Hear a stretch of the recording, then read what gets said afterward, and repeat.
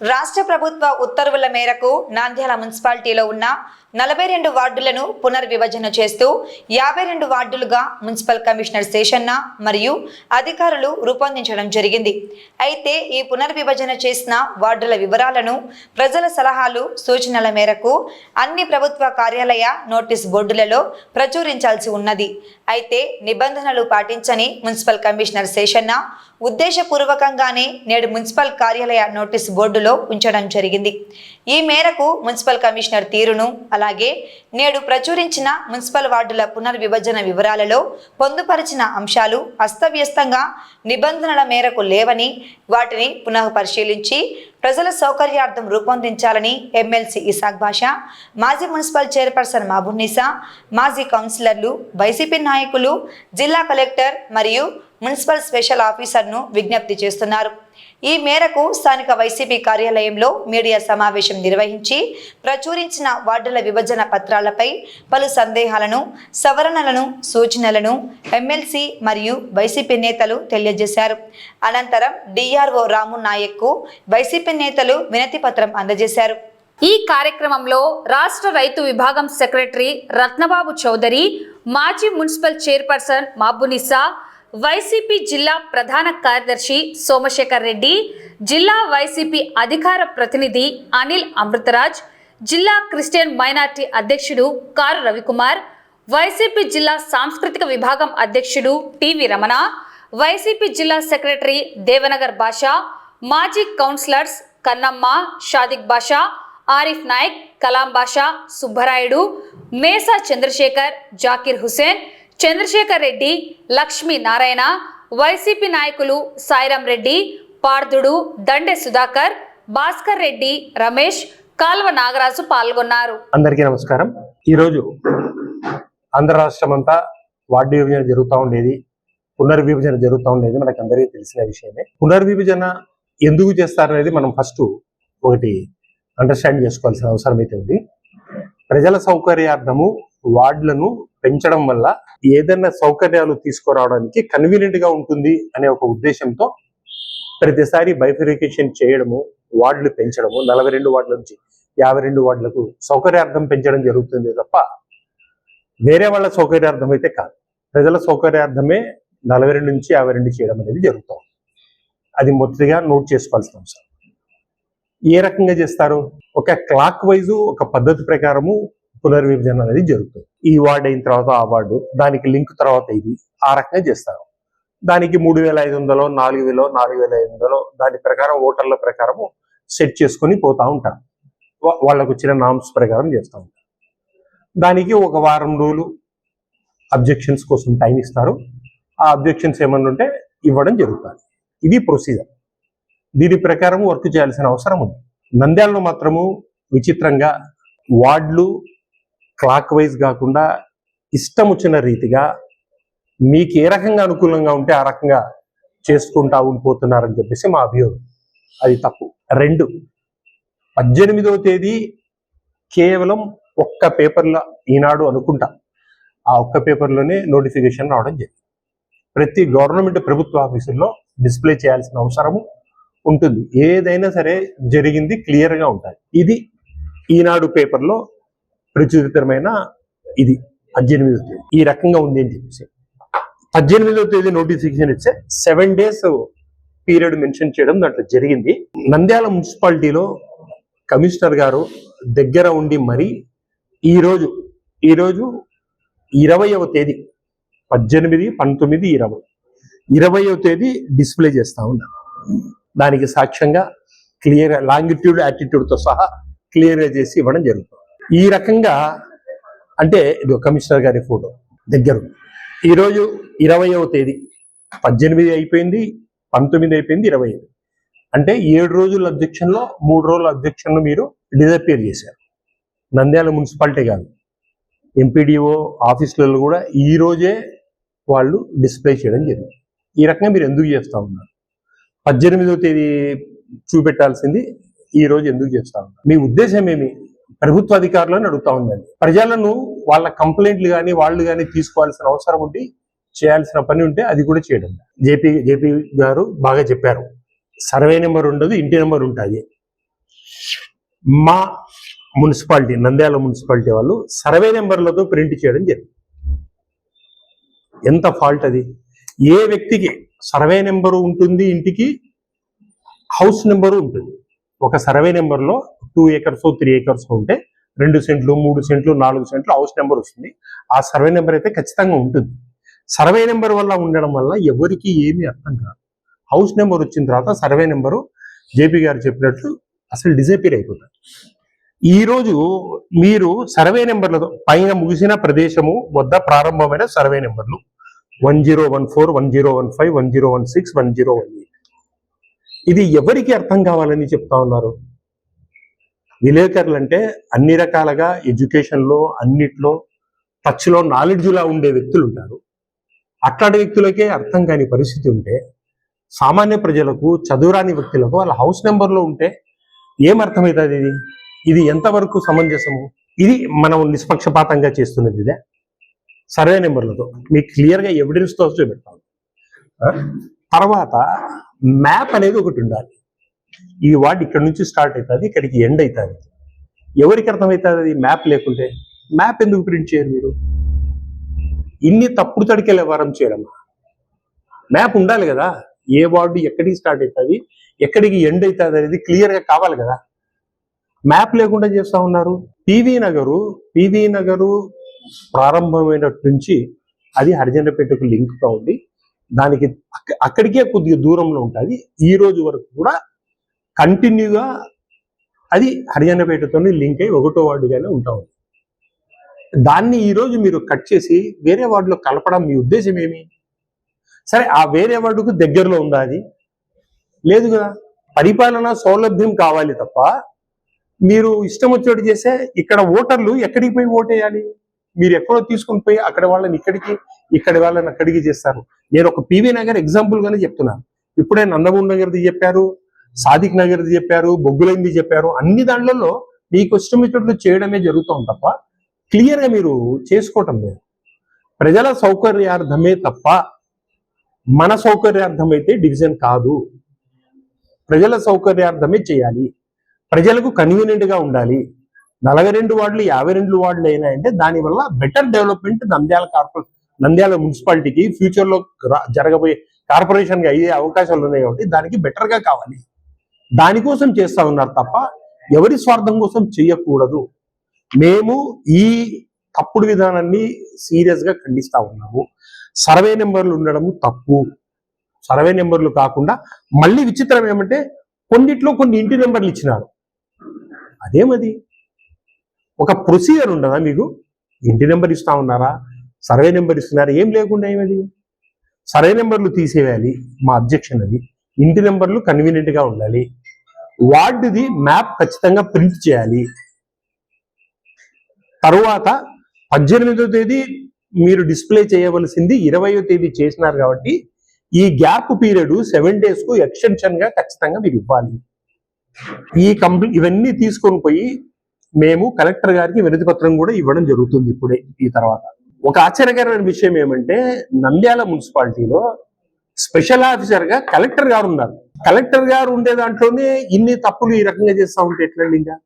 ఇంకా విలేజెస్ లో ఇంకా చిన్న చిన్న దాంట్లో ఏ రకంగా ఉంటారు? దయచేసి ఆఫీసర్లకు అందరూ చెబుతున్నాను, ఈ ఫాల్ట్స్ అన్ని మీరు రెక్టిఫై చేసి క్లియర్ చేయవలసిన అవసరం ఉంది. దీనివల్ల అందరికంటే ఎక్కువ నష్టపోయేది ప్రజలు, ఓటర్లు తప్ప వేరే వాళ్ళు కాదు. అన్ని తప్పులు మీరు క్లియర్ చేసి క్లారిఫై చేసి ఇవ్వాల్సిందిగా మీ ద్వారా నేను డిమాండ్ చేస్తున్నాను. Thank you. నంద్యాల మొత్తం మీద 42 వార్డులు ఉన్న దాన్ని 52 వార్డులుగా విభజించడం జరిగింది. దాంట్లో భాగంగానే ఈరోజు 52 వార్డులు చేస్తూ ఈ రోజు దినాన మున్సిపాలిటీలో డిస్ప్లే చేయడానికి అధికారులు కొనుక్కున్నారు. దీంట్లో పూర్తి స్థాయిగా అధికార నిర్లక్ష్యము మరియు ప్రభుత్వ నిర్లక్ష్యం కట్టొచ్చినట్టు కనిపిస్తుంది. ఎందుకంటే మనం చూసుకుంటే 18వ తేదీ పేపర్ ప్రకటన ఇచ్చేసి మేము డిస్ప్లే చేసేసామని చెప్పిన అధికారులు ఈ రోజు డిస్ప్లే చేయడం జరుగుతుందని మన సాక్ష్యాలతో సహా ఈ రోజు మన దగ్గర ఉన్నాయి. ఇక్కడ మనం అందరం గుర్తించాల్సింది ఒకటే, ముఖ్యంగా ప్రజలకు ఎక్కడ ఇబ్బంది లేకుండా తమ ఎన్నుకున్నటువంటి వ్యక్తిని కలవడానికైనా సరే తను ఇప్పుడు మనకందరికీ తెలుసు, సచివాలయాలు మనకు అందుబాటులో ఉంది. ప్రజలకు ఏ సేవ కావాలన్నా సచివాలయం ద్వారా మనం సేవలు అందించడం జరుగుతుంది. అలాంటి సచివాలయం దగ్గరలో మన వార్డులో ఉండాలి అనే ప్రజలకు సౌకర్యంగా ఉండాలి. కానీ ఈ రోజు చూసుకుంటే ఎక్కడ పెద్దలు చెప్పినట్టు కేక్ను కట్ చేసి ఇచ్చినట్టుగా ముక్కలు చేసి, మన ఎగ్జాంపుల్ గా సాదిక్ నగర్ లో పక్కనే ఉన్న సచివాలయాన్ని వదిలేసి కొద్ది దూరంలో ఉన్నటువంటి నౌమాన్ నగర్ లో ప్రతి వార్డు ఒక్క వార్డు అంటే సరే, విభజనలో కాస్త కోస్తో ఇలాంటివి జరగడం అనేది మామూలే. కాకపోతే ప్రతి వార్డ్ అనేది ఇట్లనే ముక్కలుగా చేసి ప్రజలకు ఇబ్బందికరంగా ఉండేటట్టుగా ఈ మ్యాప్ ని గీయడం జరిగింది. ఒకసారి మళ్ళీ అధికారులు పునరాలోచించాలి. అలాగే ముఖ్యంగా కలెక్టర్ గారిని కోరుకోవడం ఇదే. ఎందుకంటే మీరు ఇప్పుడు స్పెషల్ ఆఫీసర్ గా నంద్యాల జిల్లా అయిన తర్వాత కలెక్టర్ గా మీరు ఉన్నప్పుడు ప్రజలకు ఇంకా సౌకర్యంగా ఉండే విధంగా వార్డులను పూర్తి స్థాయిలో ప్రజలకు అందుబాటులో ఉండేటట్టు తీసుకురావాలే కానీ ఇలా అడ్డదిడ్డంగా చేయడం అనేది మంచి పద్ధతి కాదు. అలాగే ఏదైతే ఈ రోజు డిస్ప్లే చేశారో అది 18వ తేదీ ప్రతి గవర్నమెంట్ ఆఫీసులలో ప్రజలకు అందుబాటులో ఉండాలి. కానీ ఈ రోజు చూస్తే ఎక్కడ ఏ ఆఫీస్ లో గానీ మనకు డిస్ప్లే చేసినట్టు దాఖలాలు లేవు. ఇవన్నీ మేము ఖండిస్తూ కలెక్టర్ గారికి గాని ఇవన్నీ కంప్లైంట్స్ ఇస్తూ, అలాగే ప్రజలందరూ గాని ఇవన్నీ గమనించి మన ఓట్స్ ఎలా ఉన్నాయి, ఏ వార్డులో ఉన్నాయని క్లియర్ గా తెలుసుకొని ఖచ్చితంగా అధికారులను నిలదీసి మన హక్కుల్ని మనమే కాపాడుకోవాల్సిందిగా ప్రజల్ని కోరుకుంటున్నాం. విషయం ఏమిటంటే ఈరోజు వార్డుల పునర్విభజనకు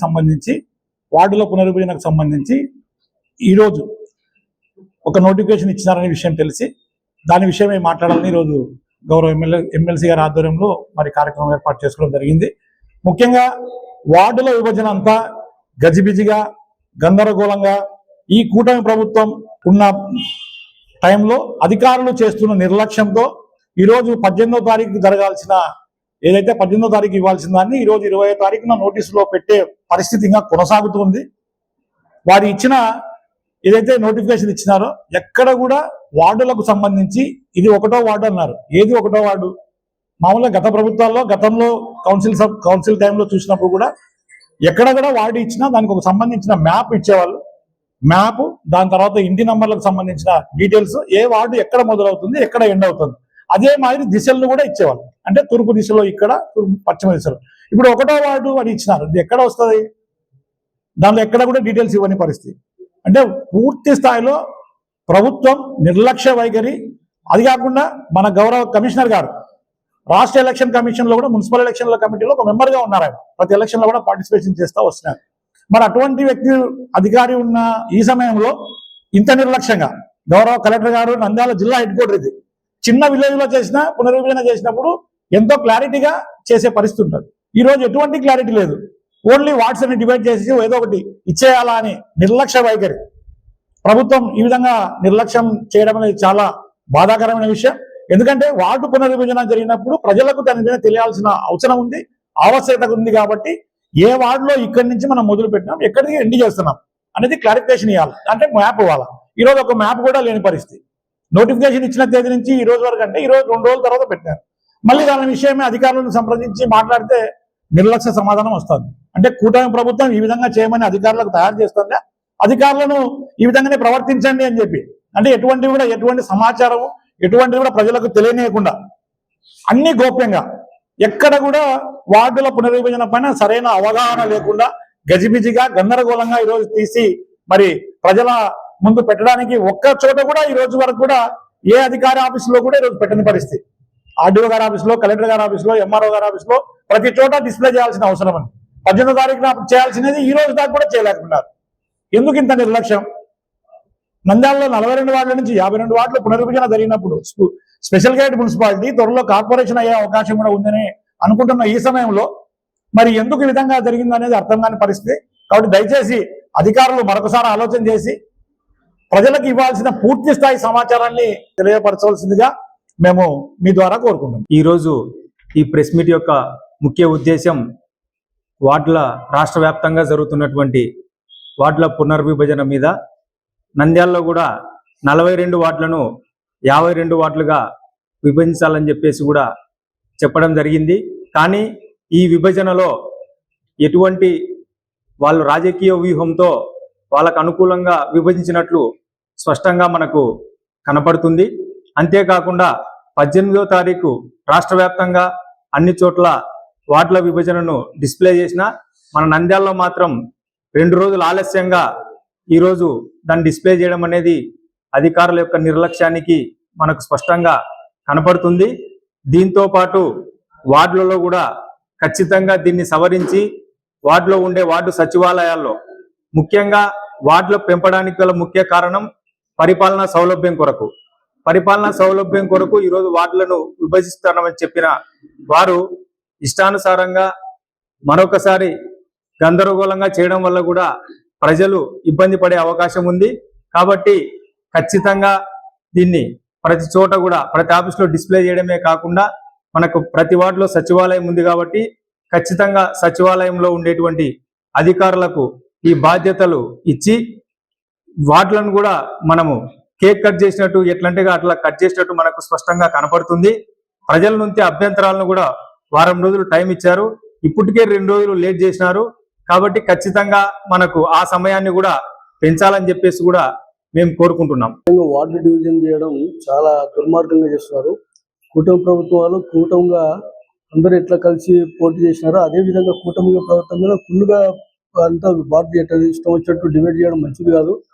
కాబట్టి ప్రత్యేకంగా వాళ్ళు తెలుసుకోవాల్సిన విషయం ఏంటంటే ప్రతి ఒక్కరు ప్రజలకు తెలియాలి. ఈ వార్డుని ఇంతవరకు డివైడ్ చేస్తున్నాం. ఓటు వార్డు నుంచి ఓటు వార్డు ఇప్పుడు పివి నగర్ ఉంది. పివి నగర్ ఇప్పుడు మేము చిన్నగా ఉన్నప్పటి నుంచి కూడా పివి నగర్ ఓటు వార్డే. అది హరిజనపేట పివి నగర్ 2 ఒకటే ఉండేది. అట్లా తీసుకుపోయి తెలుగుపేట కలిపితే ఎట్లా కలపకూడదు కదా, అది కలపకూడదు. కాబట్టి నందమూరి నగర్ తీసుకొచ్చి వైఎస్ఆర్లో కలపడం ఉంది. వైఎస్ఆర్ బిట్టు సపరేట్ చేసింటే బాగుండు. దాన్ని తీసుకొచ్చి నందమూరి నగర్లో కలిపితే ఎట్లా, పద్ధతి కాదు కదా అది. కాబట్టి మీరు ఖచ్చితంగా తెలుసుకొని టైం ఇచ్చి ప్రజలకు అందుబాటులో ఉండేటట్టు చూడాలని చెప్పేసి మనస్ఫూర్తి కోరుకుంటున్నాం. ఈరోజు 1వ వార్డు నుంచి మాకు ఎప్పుడు 1వ వార్డు అంటే పివి నగరు అర్జునవాడ 2 కలిసి ఒకే వార్డే మాది. కానీ ఈరోజు ఈ నాయకులు వచ్చి ఏదో వాళ్ళు 1వ వార్డుని తీసుకుపోయి పివి నగర్ తీసుకుపోయి బయటపేటకు కలిపి తెలుగుపేట తెచ్చి మాకు కలుపుతున్నారు. కానీ ఇది ఎప్పుడు జరగలేదు. ఈ రోజు కొత్తగా జరుగుతుంది. కానీ వాళ్ళు ఏది మన వార్డును చీల్చుతున్నారు. ఎందుకు చీల్చుతున్నారు? వాళ్ళకు ఏదైతే బాగుంటుందే అనే ఉద్దేశంతో వాళ్ళు మార్చుకుంటున్నారు. కానీ అట్ట కాదు, మన హృదయంలో వాళ్ళ హృదయంలో వేసే వాళ్ళకి ఎట్టుంటే అట్టనే జరుగుతుంది. కానీ వాళ్ళు ఈరోజు అన్ని చీల్చి ఇవైతే మనకు పడవు అవైతే మనకు పడతాయి అని చెప్పి వాళ్ళ కొద్ది వాళ్ళ అధికారాలు ఉన్నాయని చెప్పి వాళ్ళ జరుగుతున్నవని ఈరోజు ఇట్లా చేస్తున్నారు. దానికి ఖండించున్నాం మేము. కానీ ఇది అయితే పద్ధతి కాదు వాళ్ళు చేసేది. అది ఎప్పుడు ఏ రోజు ఇంతవరకు ఎలక్షన్లు ఎన్నో మాటలు జరుగుతున్నాయి. పెద్దలు మాకంటే ఇంకా పెద్దలు కూడా రాజకీయాలు చేసినారు. కానీ వాళ్ళ టైంలో కూడా ఇట్లా జరగలేదు. ఇప్పుడు జరుగుతుంది కాబట్టి ఇది మేము ఖండిస్తున్నాము. వాటర్ డిలిమిటేషన్ గురించి ఈ రోజు నోటీస్ బోర్డులో పెట్టడం జరిగింది. యాక్చువల్గా ఇది 18వ తేదీ జరగాల్సింది. కానీ నిన్న చూసుకున్నా కూడా కనపడలేదు. ఈ రోజు పోయి చూస్తే అప్పుడే కనిపిస్తున్నారు. కాబట్టి దీనికి 2 రోజులు డిలే కావడము, ఈ 2 రోజులు డిలే అయిందంటే మళ్ళీ అబ్జెక్షన్స్ ఇవ్వడానికి 2 రోజులు డిలే అవుతుంది. దాన్ని ఎక్స్టెన్షన్ అఫీషియల్గా ఎలా చేస్తారో తెలియదు. అదేవిధంగా వార్డుల ఎప్పటికైనా కూడా బైఫర్కేషన్ అనేది ఎట్లుండాలంటే దానికి ఒక సిస్టమ్ ఉంటుంది. 1వ వార్డు స్టార్టింగ్ కాడి నుంచి క్లాక్ వైజ్గా వస్తూ మళ్ళీ ఎక్కడైతే స్టార్ట్ అయిందో అక్కడ ఎండ్ కావాలి. ఈసారి చూస్తే దీన్ని బట్టి చూస్తే మాత్రం చాలా జిగ్జాగ్ ఉంది. మళ్ళీ ముందుకు రావడం, మళ్ళీ వెనక్కి రావడం, మళ్ళీ తిరగడం, ఏదో క్లాక్ వైజ్ మాత్రం కనపడడం లేదు. పద్ధతి లేకుండా చేసినట్టు కూడా కొన్ని వార్డులు కనపడుతున్నాయి. అంటే రీజనబుల్ కాకుండా మెయిన్గా R&B రోడ్స్ కానీ, పెద్ద రోడ్స్ కానీ, రైల్వే ట్రాక్స్ కానీ ఉన్న కాడ అక్కడ ఇక్కడ కలపకూడదు. ఎందుకంటే చాలా ఇబ్బందిగా ఉంటాయి. ప్రజలు వచ్చి లీడర్లను కలపడానికి కానీ, లీడర్ ప్రజల దగ్గర కూడా చాలా యాక్సెస్ ఉండదు. కాబట్టి సాధ్యమైనంత వరకు ఈ కాలువలు, రోడ్స్ ఇవి చూసుకోవాలి. అలా కాకుండా అలా కూడా కలిపినట్టు సందర్భాలు కనపడుతున్నాయి. కాబట్టి ఇవన్నీ ఆలోచన చేసి భవిష్యత్తులో మేము ఇవే అబ్జెక్షన్స్ మీరు దానిలో పరిగణలోకి తీసుకొని మళ్ళీ నీట్గా చేయాల్సింది.